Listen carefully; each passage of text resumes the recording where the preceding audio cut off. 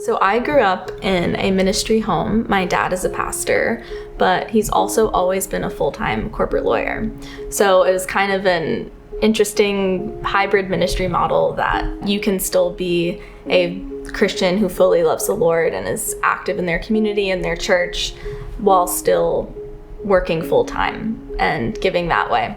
I come from a family of missionaries and pastors. Both of my grandfathers were pastors and my mom was in missions. I've always been very aware of the requirements financially of doing missions, of being in ministry, of what it takes to put on a church and what it takes to put on broader scale missions. We actually met on team like 4 years ago, 3 years ago now. Way back when. Way back. And at that time, really, our time was the most valuable thing that we could give. Mm-hmm. And that was what we poured into the church. And that was how we made a lot of our friends and really felt like we were able to grow the mission. And as we kind of progressed in our careers, both of us were working in banking, our time became a little less available to give. And when we had to make the transition away from being on team every week, we really wanted to focus on something that we could actually give back to. And the easiest way for us to do that was to become involved with Vision Builders and to continue to tithe. As we've kind of developed in our careers, we've been able to see like the small amount that we started to devote to Vision Builders has been able to grow.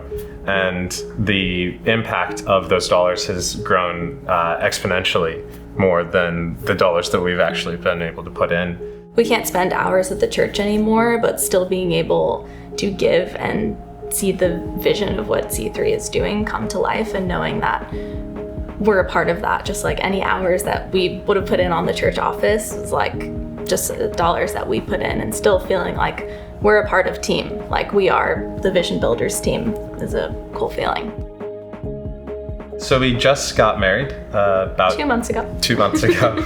So it's still very new, and something that we have really focused on was being on top of our finances and managing and stewarding our money well.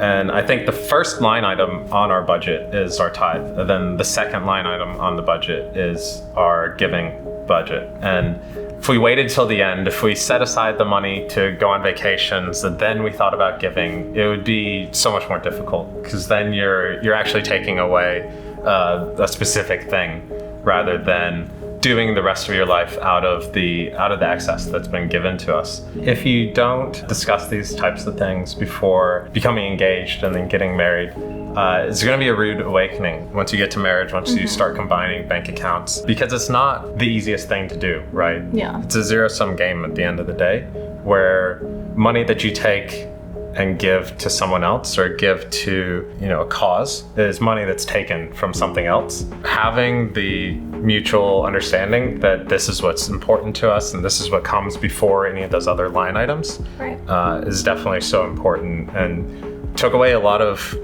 potential conflict. Yeah.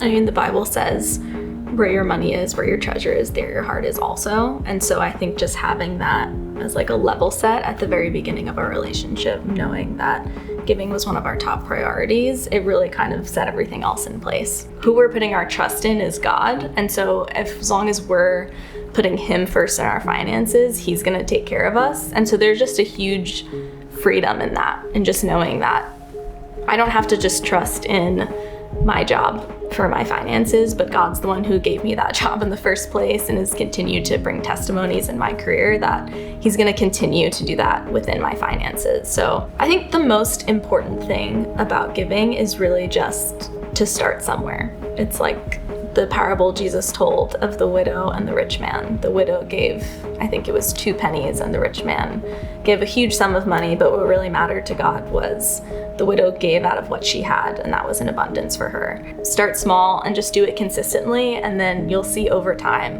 when that next pay raise comes, when that next promotion comes, and you can just give a little bit more out of that, and then just over years seeing how much you're able to give. And over time, that's just really encouraging to see like what God can do with what you've given him.